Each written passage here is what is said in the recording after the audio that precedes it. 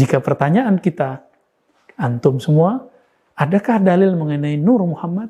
Maka jawabannya ada.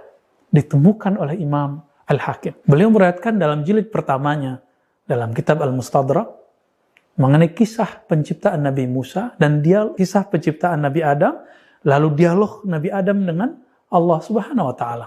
Allah bertanya kepada Nabi Adam, "Ya Adam, dari mana engkau tahu nama Muhammad?" Karena ternyata maharnya Nabi Adam untuk menikahi Sayyidatuna Hawa adalah bersalawat kepada Nabi Muhammad, padahal secara jasad Nabi Muhammad belum ada. Lalu beliau kemudian menjawab, "Ya Rabb, tatkala engkau menciptakan aku, rafa'tu ra'si, aku mengangkat kepalaku. Lalu aku melihat di arasmu ada tulisan, La ilaha illallah Muhammadur Rasulullah. Maka aku tahu setelah namamu pasti orang yang paling mulia, makhluk paling mulia. Itu sebabnya aku bersalawat menyebut namanya." Lalu Allah berfirman, "Laula Muhammad ya Adam, ma khalaqtuka."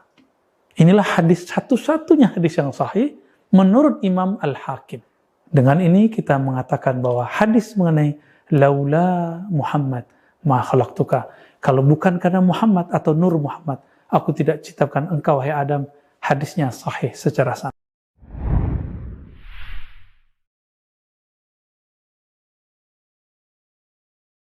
Hadis palsu yang diyakini oleh sebagian orang-orang sufi, ya, bahwasanya Rasulullah pernah ditanya, "Ya Rasulullah, bagaimana tentang penciptaan alam semesta?" Kata Nabi, yang pertama Allah ciptakanlah nuru nabiyyika, yaitu cahaya nabimu yang pertama diciptakan. Waktu itu belum ada arsy, belum ada qalam, belum ada lauhil mahfuz, belum ada langit, belum ada bumi, belum ada manusia, belum ada jin. Yang pertama Allah ciptakan adalah cahaya Muhammad, berasal dari cahaya Allah Subhanahu wa taala. Ini hadis palsu. Hadis apa? Palsu. Nabi Muhammad SAW adalah keturunan Nabi Adam alaihissalam, dan dia bukan diciptakan dari cahaya. Yang diciptakan dari cahaya adalah malaikat. Adapun seluruh manusia, kata Nabi SAW, kullukum min Adam wa Adamu min turab. Seluruh kalian berasal dari Nabi Adam, dan Adam tercipta dari tanah. Nabi Muhammad SAW berkata, "Ana sayyidu waladi Adam yaumal qiyamah." Aku adalah keturunan Adam, yang paling pemimpin keturunan Adam pada hari kiamat kelak. Wala fakhar, dan aku tidak sombong. Adapun hadis palsu tadi mengesankan seakan-akan Nabi dulu sebelum ada Nabi Adam. Ada cahaya dahulu, baru kemudian ada Nabi Adam dan malaikat dan jin dan yang lain. Ini semua adalah tidak benar, ini hadis palsu. Saya ingin sampaikan hal ini ya, karena sebagian orang menganggap berlebih-lebihan kepada Nabi SAW, sehingga mereka mengatakan Rasulullah SAW tercipta dari cahaya, tidak seperti manusia-manusia yang lainnya. Kata mereka Rasulullah SAW tidak punya bayangan. Kenapa? Karena cahaya matahari terpantul dengan cahaya Nabi SAW. Ini semua khurafat, tidak benar. Ya.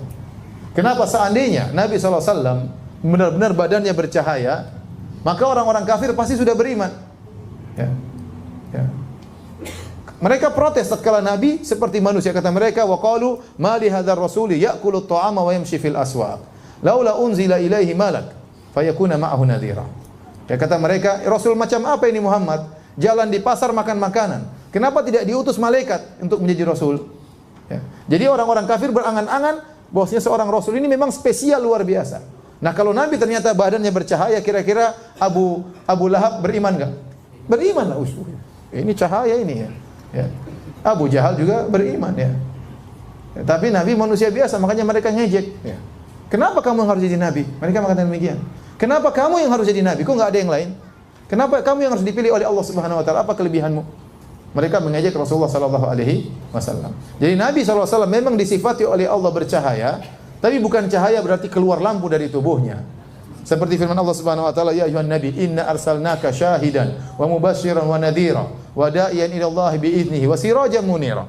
Allah mengatakan, kami mengutus engkau wahai Rasulullah sebagai seorang Rasul yang menyuruh kepada jalan Allah, wa sirajan munira, adalah sebagai lampu yang bercahaya. Ini maksudnya adalah kiasan, bukan berarti Nabi adalah lampu yang menyala terang ya. Oleh karenanya waktu Aisyah radhiyallahu taala anha dalam hadis yang sahih terjaga di malam hari ya, Aisyah mencari suaminya di mana dia enggak tahu. Dia cari-cari.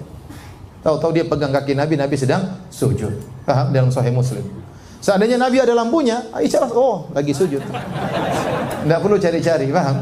Enggak perlu cari-cari. Demikian dalam hadis yang sahih dalam Sahih Bukhari, karena rumah Aisyah kecil, cuma 4 kali 4 kira-kira ya.